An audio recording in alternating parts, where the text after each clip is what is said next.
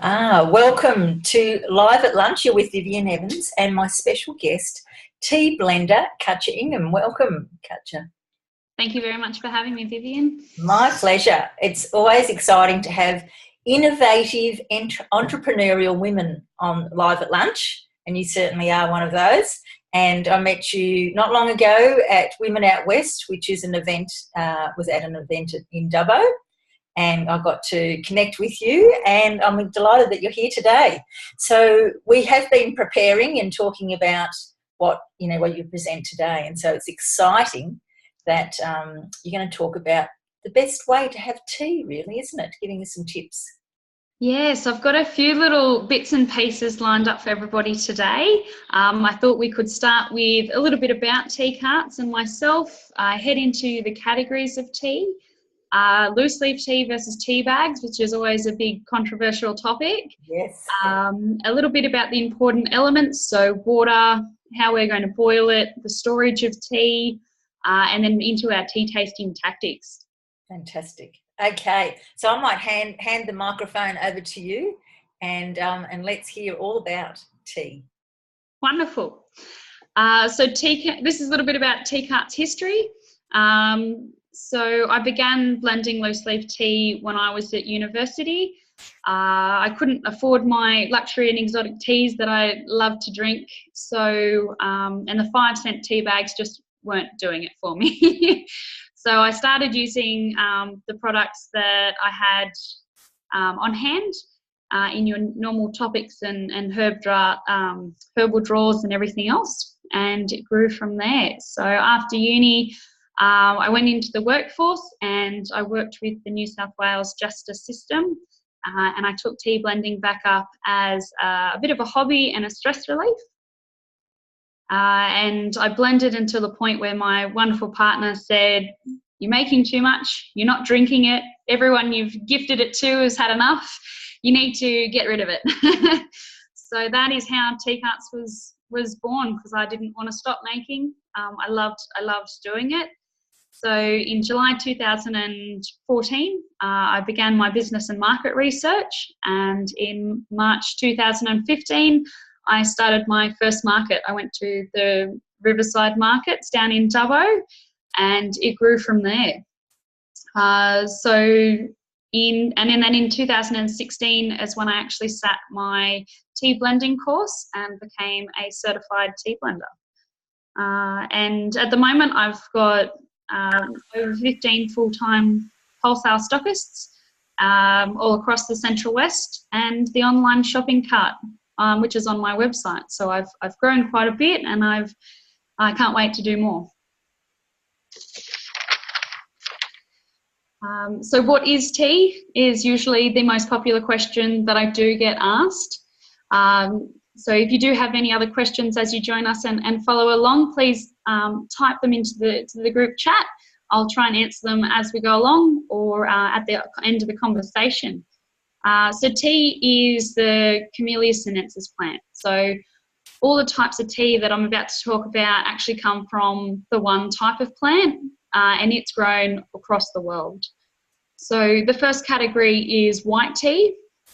So white tea is usually the leaves and buds that are picked in spring, and they're generally just picked, steamed or roasted. Green tea is the next lot of leaves that are picked, and they're usually just steamed or roasted as well, and that gives you that nice green fresh taste. Oolong tea, remembering this is all from the same plant, oolong tea is 99% oxidized. So it's been picked, steamed or roasted, and then oxidized. And with that, only 90% oxidized, it means it holds the qualities of both green tea and black tea, and it's quite a complex taste as well. Then there's black tea. So black tea is 100% oxidized, and then there's pu'er, and which is fermented tea. So usually when we're dealing with tea, the fresher the tea is, the better it is. But with pu'er, the longer it's stored for, the longer it's fermented, the better it gets. So the bacteria that does the fermenting is the same in beer and wine fermenting as well. And then we've got our category, which is tisanes. So tisanes aren't true teas, but we like to put them still in underneath the tea umbrella. So that includes teas such as rooibos, yerba mate, camomiles, chai teas. And when we're blending, if we're going to put any of those with the Camellia sinensis, so with the tea plant, it then becomes a tea infusion. So the next topic I've sort of got down to cover briefly is loose leaf tea versus tea bags. So regardless to common belief, it actually does take the same amount of time to make a tea bag tea as a pot of tea. The main difference is the flavours that we're going to get through and the type of tea leaves we're going to use. So the loose leaf tea, as you infuse it, you'll get the more complex flavours, the more complex notes through it, and it really gives it a fuller, bulkier sense in your mouth as well as a flavour. I've drawn a little tea pyramid, so hopefully this will show up on the camera okay. So this pyramid will actually show the sort of grades of tea. So the tip of the pyramid is your high quality tea. So hopefully it'll show up. So this top bit, which is the 1 to 5% of tea grown worldwide, is what is used for loose leaf. So it's the high quality, it's the full leaves, and that's what we put into it. This lower half is the rest of tea that is grown and produced in the world as well as in Australia, and it's usually broken leaf chips or could be loose leaf dust, and that's what goes into your tea bags. So to picture that in full, I do have some loose leaf tea here with me. So this one is our Australian green tea. As you can see, it's full leaves, it's quite green, quite fresh, and it's quite long. So it's the full leaf. Then we've got our black tea. So this is the tea Karts Earl Grey, and it's still quite long, quite big pieces of tea, and they're going to really open up and infuse into our tea and give us a really good sense of a cuppa. So right here I've got my tea bag, and I've actually cut the label off so I don't offend anybody. But I'm just going to cut that and show you what type of tea is inside it. So this is the type of tea that you will find inside your tea bag. So it's small pieces, it's quite dusty, and it'll end up in the bottom of your cup as well. So when you go to infuse it, even though it's going through the tea bag, you will find some left in the bottom of your cup. Wonderful. So what's actually in a tea bag? Not many people know what a tea bag is made out of or how heavily constructed it is. So the three main ingredients into making a tea bag is hemp, plastic, which kind of looks like a snow or a cotton, and wood pulp. So it's all mixed together with water and then rolled out and processed like paper. So handy tip, if you're wanting to avoid plastics in your diet, try not to use tea bags. Another element to tea is water, and the water that you use is just as important as the tea leaves that you're using. So if you're using town water or bore water, you'll find that it's quite high in chemicals or minerals, and it'll actually the water itself will feel flat and oily and heavy. So when you add the tea to that water, it's not infusing correctly or as well as it could, so you miss out on the more complex notes.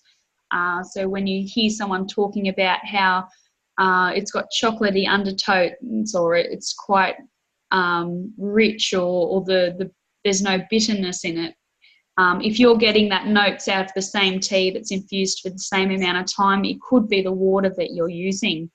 So the water we like to use at tea carts with infusing best is rainwater, filtered water, or bottled water. So there's a big, I guess, stir at the moment with glacier water being the next best thing, but filtered or spring water is just as fine as rainwater. We can't all get our glacier water. So they're really important when we're looking at tea, because you can have the best quality tea in the world, but if you're not using the correct water or the right water, you're not going to feel or see those tones. Boiling our water. So once we've got our right type of water, we need to make sure that we're preparing that water correctly for the tea. So what actually binds with the water to really get those flavours and tones through, I've been told, is the oxygen. And the more we boil water, the less oxygen that's in it. So the less likely we're going to get those notes binding with the oxygen, so we can taste them properly during the tasting process. So with greens and white teas, it's important to bring water to a light boil, and then we're going to allow it to cool for 75 degrees Celsius. And this is so we don't burn our tea. So if you've ever been given a green tea that tastes sharp, bitter, or a little bit like lawn clippings, it could be because they've burnt the tea, which is through either hot water, which is mainly through the hot water process. Or if you're using tea bags, sometimes the smaller leaves that they use in the tea bags could have actually been burnt during the steaming or roasting process. So when you're looking at a loose leaf tea, it's less likely to have been burnt during that process. It's more likely to be done while we're pouring our hot water onto it to make our cup of tea. Oolong tea is really great for lots of different reasons, but with our water, to get the goodness of the green tea context in it, as well as our black tea, it's important to bring our water to just under a boil, so about 95 degrees. If you're looking at your saucepan or your kettle and you're not wanting to get a thermometer out and test it, it is great to have a look at what the water's doing. So when the water gets to about 95 degrees, you'll start to see bubbles floating around the edge of the saucepan, and they'll actually join together, so they look like a pearl necklace around the edge. If it's in the teapot, in the kettle, it should be doing the same actions. So then we move to our black tea water. And when we're boiling our kettle, it's really important to bring it to the boil so you get the necklace pearls, and then you'll get a bit of a jumbled action where all the pearls or all the oxygen bubbles are bubbling around through your entire surface area. And it's really important to turn that off straight away. Otherwise, we're going to actually boil oxygen out of our water. So if you've got a kettle on one of those pre-timers and it brings it up to heat and then goes down and then brings it up to heat, it's going to have less likely going to have oxygen in it, which is still great for making tea, but if you're wanting to get those complex tones through it or really appreciate the high quality tea, then taking it off the boil will help a lot with that. Is everyone with me so far? How are we all going? Good. So my next element that I'm going to talk to you about is tea storage. So it's fantastic. You know, you buy your tea, you get it home. It could be in a glass jar. It could be in tea carts. Awesome brown paper bag with our viewing window. Tea comes in lots of different, could be in a cardboard box. So the most important thing is 4 elements, and it's to be airtight, to be water resistant and dry, to be free from heat and in the dark. So if you go by cool, dark, dry, then your storage should be on point. And the best part about storing tea like that is you will keep its colour, You will stop it from going stale. You will stop it from moulding. It'll store much longer. So most teas give you a 12-month best before date. If it's not stored correctly, the best before date could be less than that, but stored correctly, it could last in the cupboard for 2 or so years. It also keeps its flavour. So if you're using an oiled tea, like a bergamot, if you're not leaving it in a dry, cool place, it'll actually sweat. So it's best not to keep them in the sun. If you're using a herbal tea and you're wondering why all of a sudden it's lost its colour or everything's looking a bit grey, it's getting too much light. Now we're on to tea tasting. So I think this is where everybody's tuned in to hear about today. And the way we taste is quite unique, and there's different areas on our actual tongue and in our mouth that senses. So I've just got another drawing which I will hold up. So hopefully you can all see my tongue picture. So at the tip of our tongue, this is where we taste sweet. On our side at the front, this is where we taste salty. At our back is where we taste sour. And then right at the back here is where we taste bitter or astringent. And in our middle bit here is what we call umami, or I call it yumminess. And it's where all the flavours and all the senses come together on the tongue to make that really unique full flavour. So when you taste a tea and you go, yep, that's spot on, or that is covering all elements, it really means we've hit senses. And when we're making tea, we want to use the yin and yang of the sensory palette. So we need to make sure to get that fullness and to get that real sense of this is the perfect tea, this has been done really well. We're combining all those elements in the palette. So when you look at the ingredients on a tea blend, it'll usually hit a couple of those different targets, or you'll think, oh, I didn't know they would go together. But usually they equalise each other out to a nice, firm, smooth palate and tasting tea. Now, the actual action for tasting tea. If you're going to try it today and you're in the office, maybe skip step number 2 because it's quite noisy. Otherwise, if you're at home or you're locked away and the door's shut, you can go full bore on it. So the first thing that we do is we slurp our tea. It's not very elegant, and I don't advise you do it at a tea party, but when you're slurping your tea, it's really important to make a good noise and to really suck it in, and we're breathing in oxygen and all the elements with it. So it'll actually sound like so quite loud. Again, not very ladylike. But once we've breathed our tea or brought our tea into our mouth, we're going to roll it over our tongue. So we're making sure that it's hitting all sensory palates of our tongue and our mouth. We're going to swish it from side to side, swallow it, and then we're going to exhale out our nose. So when we breathe out our nose, you'll notice that there's subtle flavours within tea that we didn't notice when we were just drinking it.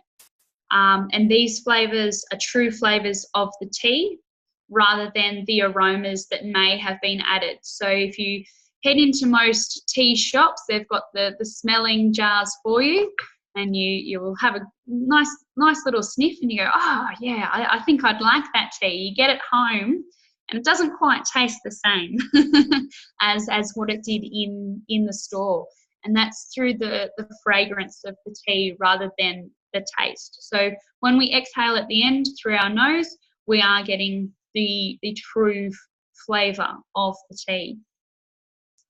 So depending where our tea is grown does depend on the taste. So it's the same as wine when they talk about cold wine climates, hot wine climates.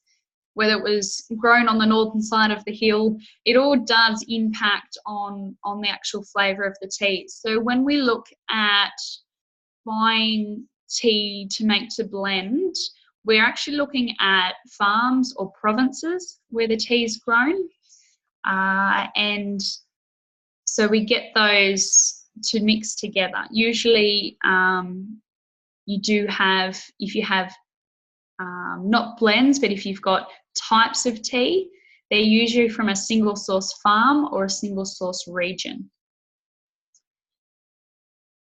So English breakfast, for example, is a combination of tea from China and India or Sri Lanka, which is mixed together to come up. So when we're mixing an English breakfast, we have a taste palette that you're tasting to. So you'll do this process probably quite a few times. I've never actually counted it, but you do this taste testing to make sure that it's within that category of what an English breakfast is supposed to taste like. So each batch of tea or each season of tea that you get in to the country will taste slightly different. So you're blending while you've got your ratios and I guess your recipe. You need to make sure that you're tasting that the whole way through to make sure it's the same and even and within those parameters that you set. And that's the same for green tea. If you're not using a straight tea, it'd be the same for chai. So each chai ingredient for those is grown in a different area. You might be getting them from Egypt one year and then Thailand the next. So you need to make sure that they taste the same.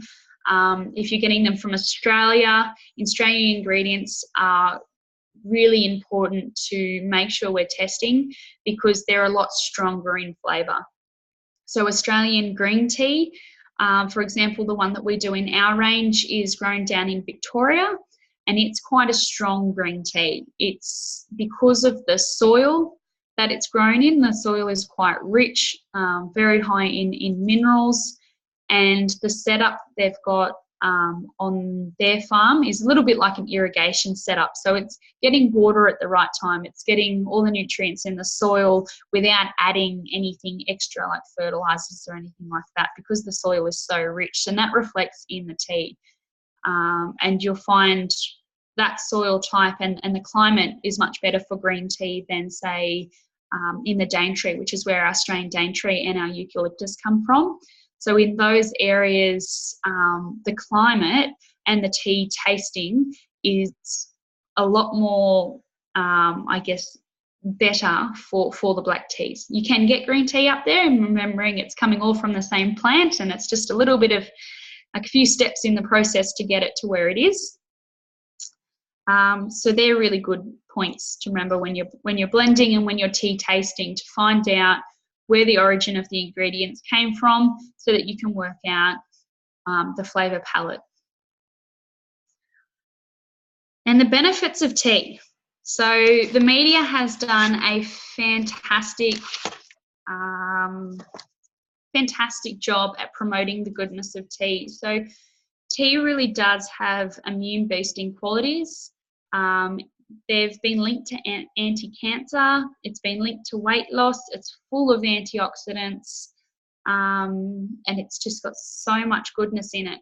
So where that comes from is not only the tea plant itself, but also from the ingredients we use. So if we're using ingredients such as chamomile, it's going to be a sleepy tea. It's going to be a relaxing tea. If you're using lavender, they're all very good at doing their relaxing job, and that's through the aroma as well as through the oils and the fragrance that it's putting into our tea. If we're using turmeric, and we're using turmeric together with oils or pepper, then it's going to actually infuse into the system, and it's going to have those anti-inflammatory properties. But for the tea to absorb into the system and have those qualities, especially with turmeric, it does have to have oils and peppercorns with it as well, or another form that'll make it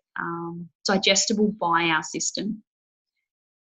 So that's a little bit about the health benefits and everything. So I might pass that back over to Vivian and see if we've got any questions that have come up on the chat to answer, or I believe she's got a little bit of a special lined up, a little bit of information lined up about our next tea tasting event, which will be online, and we'll send out some gift packs to you. So Vivian. Fantastic. Thanks, Katja. There's just so much, a wealth of information about tea. It's quite incredible. I had a go at doing the tea tasting the way you said, and it was quite, it did bring different flavours. It was interesting in the breathing through the nose at the end. It took me a few goes to get the hang of that. So there are a few questions with the oxidisation of, say, the oolong tea and the black tea. Yeah. What does that involve to be oxidised? So it's exposing it to oxygen and to the elements. Okay. I haven't done any of the oxidising myself. I usually get that imported in that form or from the farms in that form, but it is through the exposure. Just to the air. Yeah. Right. So it's the same as same sort of process, I guess, as when you expose steel to water and rust. Water and oxygen, it begins to rust. So it's the same oxidization process. Okay. I mean, and we're all oxidizing, aren't we, ourselves? Yes. So, and with the fermented tea, what was the name of that again, the fermented tea? I've been told I don't pronounce it correctly, but it's I like to call it. It existed, so. Pure. So when they're making it, they're actually massaging it and pushing it into cakes. So when you get it, it'll come wrapped in a nice little wrap, and it'll be in a nice little round compact disc, and they'll keep compacting and keep rubbing it as it ferments. Okay. And does it become alcoholic with that fermentation, or none that I've had? Just have me curious. There's a whole big wave of fermented foods and drinks, isn't there? There is. They've got fantastic qualities, especially for stomach, for your stomach. So it'll produce lots of new enzymes and it'll promote the growth of different flora and fauna within your tummy. So it'll increase the gut bacteria, which is fantastic for if you've been on antibiotics. Afterwards, you'll find that you're feeling quite flat, that you're not able to digest as many things. So that any fermented food, whether it's fermented tea, whether it's sauerkraut, whether it's kombucha, which is also made with tea, they'll all increase that bacteria in your stomach. So it's fantastic for your health. Yeah. Okay. Great. Now, when you're talking about boiling to 95%, and I love that description of the pearl necklace with the bubbles. So I was thinking that, maybe those see-through kettles could be an advantage. See-through kettles, or even just popping the lid, wait for the steam to clear, and then pop your head over. Don't pop your head over it while you pop the kettle. See-through kettles are fantastic. Saucepans are fantastic. Or just waiting for the steam to clear and then having a look. Sometimes you can pick it. If you've been around your kettle for a long time, you can usually pick by the sound just before it starts to boil. So if you've got a whistling kettle, the kettle shouldn't be whistling, but you should be able to hear a slight rumble. Yeah, you can. Yeah, we sort of know when we don't put the whistle on, and we sort of certainly know when it's about to come through. So that was mainly for the oolong, wasn't it? The 95%, 95 degrees. Yeah, 95 degrees Celsius. Yep. Yeah. Fantastic. All right. Well, I think that's all for the questions at the moment, because there was just so much information. So let's share the exciting offer so that we've got, and this is the first time that Katja and I have worked with this. So what we have is we're offering a live tea tasting event.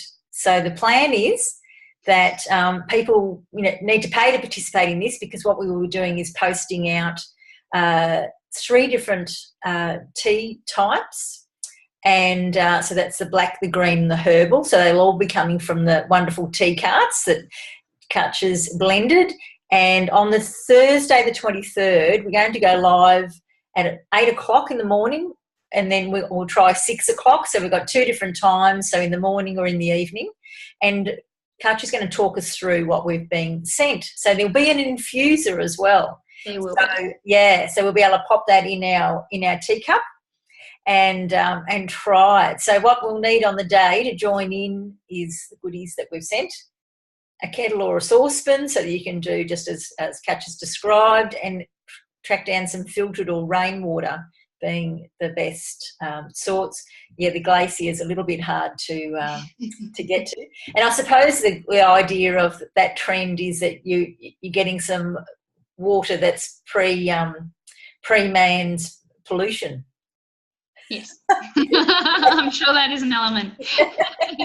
And then the teacup, of course, and access to some rinsing water. So we'll be able to, try a tea, taste it. We'll be doing all that, the slurping and the breathing it through, back through the nose on the day, trying those 3 different blends. So that's going to be, we think it's the first off. We don't know of anyone else doing this.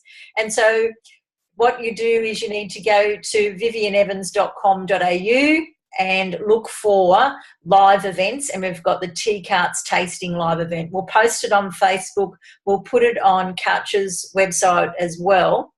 And Katja, that's actually, we might open that one up as well so you can see, because you can get more information as well. And of course you can order tea at any time. And I love Katja's line, where there is tea, there is time. I think that's fabulous. So what a great line. So there's the shop and all the stockists and events that are coming up, because Katja's not, we're trying it online, but Katja at times has different tea, face-to-face tea events. So how do you join in? So you register. So you put your name, your email, your phone and your postal address. And then from there you put that entry in and you submit it. And from there, Katja and I will both get that information. We'll send you another link so that you can pay via credit card through PayPal, so a secure environment. We're looking at $28. That covers the postage, the infuser, the 3 different samples, and it's all GST inclusive. So that's an option. If you're looking at this on your mobile phone, you can just select the register for tea tasting. We haven't got the form on the phone, just to make it easier for you. And then we've got another fun little idea, that a gift idea. If you might know of someone who enjoys tea and likes trying new things and exploring and getting the most out of a cup of tea, then you can register them, and they'll get the resources. So perhaps put it in your name so that we can get the things to you, but you're welcome to put a comment that you want the posting to go to a friend.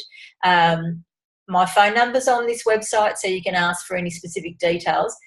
If you can't come to the actual live event, and if it was your your gift recipient, they can actually watch the recording, because whoever's registered will get a copy of the recording as well. Just like we'll be having the recording of this, there'll be that possibility. So then you'll have your goodies arrive, ready to go, and you can play the recording. But it'll be fun if you're here with us live. That'll be the most fun. So we're really excited. A live tea tasting event with talking to the tea blender herself as you go. So that's going to be fun. We'll wait. Yeah. So that's it. So exciting. We'll